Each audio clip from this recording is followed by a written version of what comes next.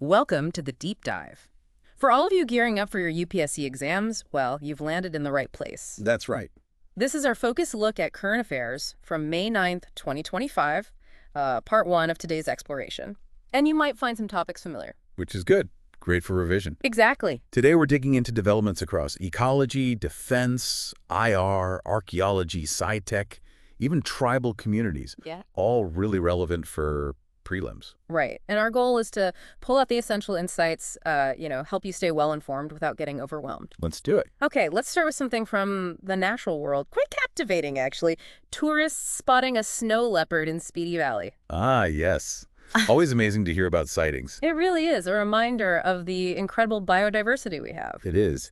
So the snow leopard, Panthera uncea, scientifically. It's a medium-sized big cat found across Central and South Asia's high mountains. And famously elusive, right? The ghost of the mountains. That's the one. Aptly named because they're just so rarely seen. And the numbers really drive that home. Despite a huge range, over 2 million square kilometers. Yeah, the estimates are, well, quite sobering. Only maybe 3,920 to 6,390 left in the wild. Wow. That few. Across such a vast area. It highlights the challenges, doesn't it? Habitat fragmentation, climate change. They're spread across 12 countries: China, Bhutan, Nepal, India, Pakistan, Russia, Mongolia. And within India, where would we find them? Primarily in the high-altitude arid regions. So Jammu and Kashmir, Himachal Pradesh, Uttarakhand, Sikkim, and Arunachal Pradesh. They adapt their elevation too. How so? Well, they might be lower down, maybe around 1,800 meters in winter, but they go way up, like 5,500 meters in the summer. Perfectly built for that environment, though, aren't they? Absolutely. They're pale gray fur with those dark rosettes. Brilliant camouflage against the rocks. I bet. And they have this really dense undercoat, plus outer fur about 2 centimeters long. Keeps them insulated. And they're quite large. Reasonably so, up to 7 feet long, but get this, almost half of that is their tail. 7 feet. With a 3.5-foot tail. Seriously. Seriously. That tail is crucial. Helps them balance on those steep slopes. Makes sense. And they use it like a blanket, too, wrap it around themselves for warmth when resting. They stand about 2 feet at the shoulder, weigh maybe 60 to 120 pounds. Males are usually bigger. And they prefer their own company? Generally, yes. They're solitary creatures, mostly. Okay, for UPSC purposes, the conservation status is key. What do we need to know? Right, absolutely crucial. On the IUCN Red List, they're listed as vulnerable. Oh, vulnerable, okay. They're also in CEAT's appendix. Meaning no international commercial trade. Correct. And under India's Wildlife Protection Act, 1972, they get the highest protection, Schedule 1. Got it. So, quick recap. Scientific name. Panthera uncea. Nickname, Ghost of the Mountains. Because? So elusive, rarely seen in their remote habitat. And IUCN status. Vulnerable. Okay, let's shift gears completely. From the mountains to national security. Operation Sindoor. Sounds significant. It certainly was a major recent operation. Tell us about it. It was a retaliatory strike. That's the report. Retaliatory precision strikes by the Indian Armed Forces against terror camps in Pakistan and Polk. And the scale was considerable. Yes. Reports mention 21 terror camps targeted across 9 locations. And significantly, the use of niche technology weapons, meaning advanced, highly precise weapons. With carefully selected warheads, the emphasis seems to be on minimizing collateral damage while achieving the objective. This suggests a shift in capability, perhaps. It certainly points towards enhanced precision strike capabilities and maybe a strategic signaling aspect as well. Several specific weapons were mentioned. Understanding these is important for prelims, especially defense tech. Let's start with HAMMER. Right, HAMMER. That stands for Highly Agile and Maneuverable Munition Extended Range. It's French origin. And used with the Rafale. Yes, integrated with the Rafale jets. It's an air-to-ground, smart weapon, ranges up to about 70 kilometers. Very versatile, works in all weather, has autonomous guidance. Gammy-resistant, too. Apparently so. And effective even in low-altitude flight or rough terrain. A relatively recent acquisition to boost deep strike options. Okay. Next, SCALP. Now, we've touched on this before, so good revision. Exactly. SCALP. Système de croisière autonome, a long portée. French again, though the UK calls it Storm Shadow. Right. Air-launched cruise missile, longer range. Much longer. Up to 450 kilometers, it stealthy flies low, hugging the terrain. Uses INS GPS terrain referencing. Designed for hitting hardened targets like bunkers. Then Meteor. Sounds very advanced. It is. Meteor is a BV-RAM beyond visual range air-to-air missile. from MBDA. Air-to-air. So different purpose than hammer or SCALP. Correct. This is for engaging enemy aircraft at long distances. It's designed to work well even if there's electronic jamming. Its ramjet engine gives it a really large no-escape zone. Making it harder for targets to evade. Precisely. And BrahMos, a name everyone recognizes. Indeed. The Indo-Russian Supersonic Cruise Missile, DRDO and Russia's NPO. Incredibly fast, Mach 2.8 to 3.0. And the range has been increased. Yes. Post MTCR membership, the range is now around 450-500 kilometers. It's fire and forget, adaptable to launch from land, sea, or air. Big warhead, too. Quite substantial, 200-300 kilograms, and it can fly extremely low, like 10 meters off the ground, making it very hard to stop. Finally, loitering munitions. Kamikaze drones. These seem increasingly common globally. They are. They offer a unique capability. They can, well, loiter, hang around over an area, do surveillance, and then strike with high precision once a target pops up. Good for time-sensitive targets. Exactly. Mobile targets, targets of opportunity, they can be autonomous or semi-autonomous. India's integrating them across the services now. Okay, quick check on the acronyms. HAMMER, full form. Highly agile and maneuverable munition extended range. SCALP's meaning? Système de croisière autonome à longue portée. And BrahMos is named after. The Brahmaputra and Moskva rivers, symbolizing the India-Russia collaboration. Right. A powerful arsenal. Okay, let's switch to geopolitics and naming dispute. The U.S. potentially renaming the Persian Gulf to Arabian Gulf. This feels sensitive. Extremely sensitive. It touches on history, identity, and regional politics. So what's the core issue? It's basically historical usage versus the preference of several Arab states, especially like Saudi Arabia and the UAE. And Persian Gulf has the historical weight. Yes, overwhelmingly so. The name Persian Gulf has been used consistently in maps, treaties, historical records since at least the 16th century. It's deeply ingrained. But Arab states prefer Arabian Gulf. Many do, yes, and use it in their official context. This isn't entirely new, but a potential U.S. shift would be significant. Remember that Google incident in 2012? Vaguely. Remind me. Iran protested strongly, even threatened legal action, because Google Maps didn't exclusively use Persian Gulf. It shows how high the stakes are symbolically. Okay, geography check. The Persian Gulf itself. It's a marginal sea of the Indian Ocean, there in Western Asia. Critically important choke point. Because of the Strait of Hormuz. Exactly. Connects the Gulf to the Arabian Sea. Huge amounts of global oil pass through Hormuz. What are its dimensions, roughly? Area is about 251,000 square kilometers. Relatively shallow, average depth 50 meters, max 90. Coastlines over 5,000 kilometers long. Iran has the longest stretch. And the bordering countries. Iran to the north. Then you have Iraq, Kuwait, Bahrain to the northwest, Saudi Arabia, Qatar, UAE to the southwest. Well, there are islands in there, too. Definitely. Qashm Island, belonging to Iran, is the largest. It's huge, actually, about 2.5 times the size of Bahrain. And Bahrain itself is an island nation. Yes, an archipelago of over 50 islands. Also hosts a major U.S. naval base, which adds another strategic layer. Does the International Hydrographic Body have a stance? Yes, the International Hydrographic Organization, the IHO, still officially recognizes it as the Persian Gulf. Yeah. It highlights that you can't just unilaterally change internationally accepted names. So beyond the name, the strategic and economic importance is undeniable. Absolutely massive. About 30% of global oil shipments go through Hormuz. Mm-hmm. Huge naval presence too, U.S., Iran, Gulf states. Control of islands like Qashm and Bahrain is strategically vital. Okay, so just to pin down the definitions, the Persian Gulf is... The inland sea in Western Asia, bordered by Iran and the Arabian Peninsula countries. And the Strait of Hormuz? The narrow waterway connecting the Persian Gulf to the Gulf of Oman and the wider ocean, the critical transit route for oil. Right. Let's move from that region to Southeast Asia. Maritime defense cooperation. INS Kiltan participating in IMDEX Asia 2025 in Singapore. Yes. India's participation in events like IMDEX Asia is significant for its Act East policy and regional engagement. What exactly is IMDEX Asia? It's a major biennial maritime and defense expo, held in Singapore since '97. Basically a big showcase for naval platforms, systems, new tech. Like a trade show for navies? Partly, yes, but also much more. It includes high-level policy dialogues and strategic discussions. And there's a conference alongside it, the IMSC. Correct. The International Maritime Security Conference, or IMSC, started in 2009. It's a key part of IMDEX. Who runs the IMSC?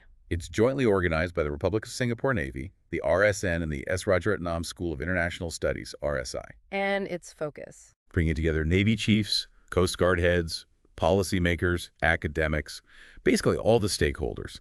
They discuss enhancing security cooperation, maritime domain awareness, finding solutions to shared challenges in the Indo-Pacific. So IMDEX Asia in a nutshell. Premier Maritime Defense Exhibition and Dialogue Forum in Asia-Pacific held in Singapore. And IMSC. The conference component focused on boosting regional maritime security cooperation. Organizers and location again? RSN and RSIS in Singapore, usually alongside IMDEX. Okay. From modern naval power, let's jump back centuries. Archaeology, the Piprahwa Gems, and the controversy around their potential auction. Ah, yes, this has caused considerable concern, especially among Buddhist communities. Why the concern? Their sacred significance. Exactly. These gems were found in a stupa in Piprahwa, Uttar Pradesh, and an inscription discovered there suggests the stupa contained actual relics of the Buddha from around 480 BC. Wow. Actual relics. That's the belief, yes. That these gems were interred with some of the cremated remains of the Buddha himself. Their discovery back in 1898 by a British engineer, William Pepe, was a huge deal. The first credible find of Buddha relics? In modern times, yes. Yeah. But then came the complexities. The British Crown claimed them under the old Indian Treasure Trove Act. And some relics were even given away. Yes, some bone and ash fragments were gifted to the King of Siam, which is now Thailand. What are the gems themselves? What kinds? It's a mix. Amethysts, coral, garnets, pearls, rock crystals, shells. Also gold items, pendants, beads, ornaments, even some natural gold nuggets. Where did they mostly end up? The bulk of them, about 1,800 pieces, went to the Indian Museum in Kolkata. That's where they remain. But Pepe kept some. He was allowed to retain about a fifth, considered duplicates by the authorities at the time.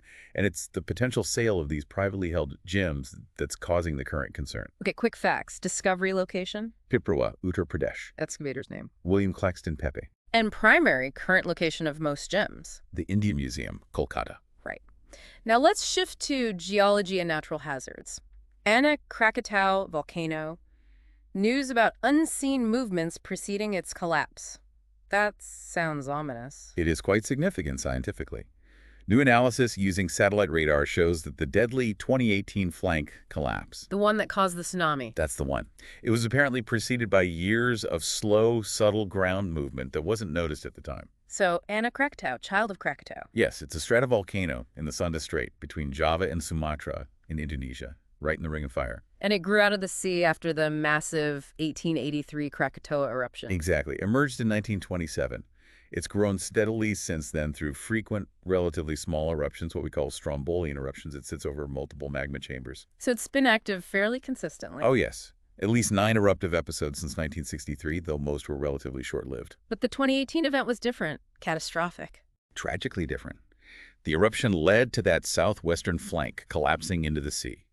Generated a massive underwater landslide, which then triggered the tsunami hitting Sumatra and Java, a devastating chain of events. Location, again, just to be clear. Sunda Strait, Indonesia, between Java and Sumatra. Linked to the 1883 eruption. Direct offspring. Emerged from the caldera left by Krakatoa. In common eruption type. Strombolian. Relatively mild explosions of lava and ash. Okay. From volcanic activity on Earth to space debris.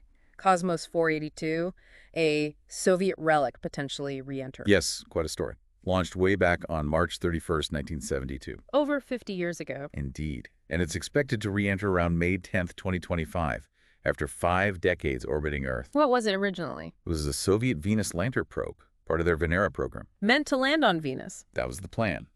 But the upper stage of the rocket failed, so it never got the push needed to head to Venus. Got stranded in Earth orbit instead. And now it's coming down. A specific part of it is a 500-kilogram lander module designed to survive atmospheric entry is expected to re-enter. What went wrong with the launch initially? A timer malfunction caused the upper stage engine to shut down too early. Didn't get enough velocity. The Venera program itself was quite ambitious, though. Hugely ambitious and quite successful in many ways. Ran from 1961 to 84, launched 28 probes towards Venus, 13 entered the atmosphere, 10 actually landed. A remarkable feat given the conditions. Conditions on Venus are famously awful, right? Absolutely brutal. Surface temp around 462 degrees Celsius. Pressure about 92 times Earth's. Like being a kilometer underwater. So how did the Venera landers even survive briefly? Incredible engineering. Spherical titanium hulls, thick insulation, pressure seals, even active cooling systems. Designed for a short burst of activity in an extreme environment. Interestingly, Venera 8, the twin of Cosmos 482, did land successfully in 72 and sent back data. So Cosmos 482 defined. Soviet Venus lander from the Venera program that failed to leave Earth orbit. And why is it news now? Because its durable lander module is expected to re-enter Earth's atmosphere soon, posing a potential, though likely small, space debris risk. Okay, let's circle back to a topic we touched on with Operation Sindoor, the SCALP missile. Good opportunity for focused revision. Definitely worth revisiting. As mentioned, it was reportedly used by Indian Rafales in Operation Sindoor for deep strikes. So, key features again. Long-range, air-launched cruise missile. UK calls it Storm Shadow. Conventionally armed, designed for high-value, fixed targets deep inside enemy territory. And the full name reflects its autonomy. Right.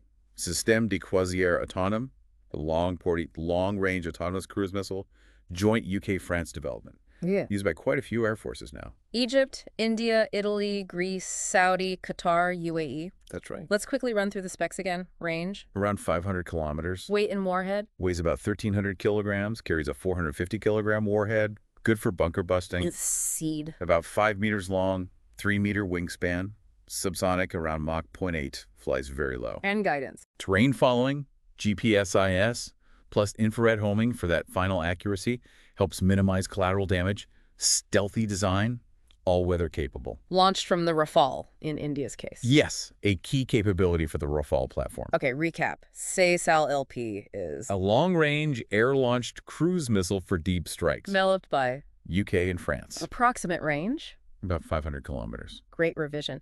Now, for something completely different, cutting-edge physics, discovery of a chiral quantum state. Sounds complex. It's definitely the frontiers of condensed matter physics. A landmark finding, really. Researchers found this chiral state in a material called KDE's-BIO. And that material wasn't expected to be chiral. Exactly. It has a specific structure called a topological Kagome lattice, and it was generally believed to be non-chiral. Chirality. Like handedness in chemistry. Left hand or right hand. Precisely that concept, an object or system that can't be superimposed on its mirror image. It's everywhere in nature. Amino acids, DNA helix. Left-handed L and right-handed D forms. Yes. And discovering this quantum version of handedness in this material is significant. Tell me about KV-SCBio and this Kagome lattice. KV-SCBio is a bulk quantum material. The Kagome lattice is its atomic arrangement, think corner-sharing triangles.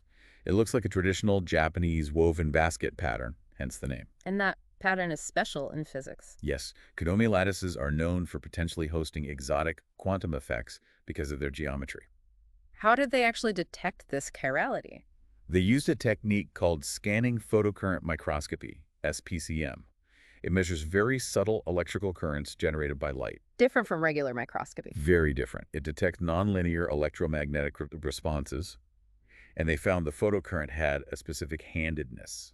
It responded differently to left versus right circularly polarized light. Ah, and that's the signature. Yes, that confirms something called the circular photogalvanic effect, CPGE, which is a known fingerprint of chirality. What was the key underlying phenomenon they observed? When they cooled the material way down to 4 Kelvin, it underwent spontaneous symmetry breaking.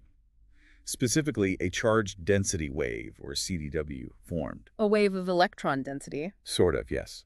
Electrons organizing into a periodic pattern. And crucially, this CDW state broke the material's mirror symmetry, which was confirmed by its different response to the polarized light. So, first confirmation of this intrinsic chiral order in this type of material. First confirmation in a bulk topological quantum material, yes. Very exciting for the field. Okay, quick chemistry refresh. Chirality is? A molecule or object non-superimposable on its mirror image, lacks a plane of symmetry. Enantiomers. The two mirror image forms of a chiral molecule. Can inorganic compounds be chiral too? Yes, absolutely. Not just organic molecules, coordination complexes, and as we see here, even the electronic states of materials. Fascinating. Finally, let's turn to a vital social issue, the Jenu Kuruba tribe reoccupying ancestral homes in Nagarhole National Park. Yes, a very important development concerning tribal rights and conservation areas. Tell us about the Jenu Kuruba. They're a PVTG. Yes, a particularly vulnerable tribal group, primarily found in Kodagu and Mysore districts of Karnataka. Their name literally means honey Kurubas. From Jenu for honey in Canada. Exactly. Reflects their traditional main occupation, collecting honey, gathering forest produce. Their lives and livelihoods are deeply connected to the forest. Are they known by other names? Sometimes called then Kurumba or Katu Naikar. They live in small settlements called Hadi. What's their social structure like? Traditionally semi-nomadic, they don't really have a single centralized chief. More of a community-level hierarchy with a headman, the yajamana, and a ritual head, the Gouda, handling community affairs. They're not always religious ones. And their belief system? It involves reverence for various supernatural beings, a strong connection to nature. Their songs and dances often reflect themes of agriculture, marriage, their myths, their religion. It's all deeply woven into their culture. So, primary state again. Karnataka. Traditional occupation. Honey collection, forest gathering. Name of settlements. Adi. Right. Well, that covers a huge amount of ground for part 1 of our deep dive from May 9th, 2025. It certainly does. From snow leopards to quantum physics, precision strikes to ancient gems, volcanoes to tribal rites. A real spectrum. We've looked at the snow leopard's vulnerability, the tech behind Operation Sindoor, the politics of the Persian Gulf name, IMDEX, the sacred Piprahwa Gems, Anak Krakatau's hidden movements, Cosmos 482's return, SCALP missiles revisited, quantum chirality, and the Jenu Kuruba's situation. It really underscores the complexity of the world you're studying for the UPSC. You see the interplay between nature, technology, history, geopolitics. Absolutely. We really hope this deep dive has given you, our listeners preparing for the exams, a clearer, maybe more engaging way to understand these key current affairs. We hope so too. If you found this useful, please do hit that like button and subscribe for more analysis to help your UPSC prep. And remember, this was part 1 of our coverage for May 9th, 2025. We'll be back with more.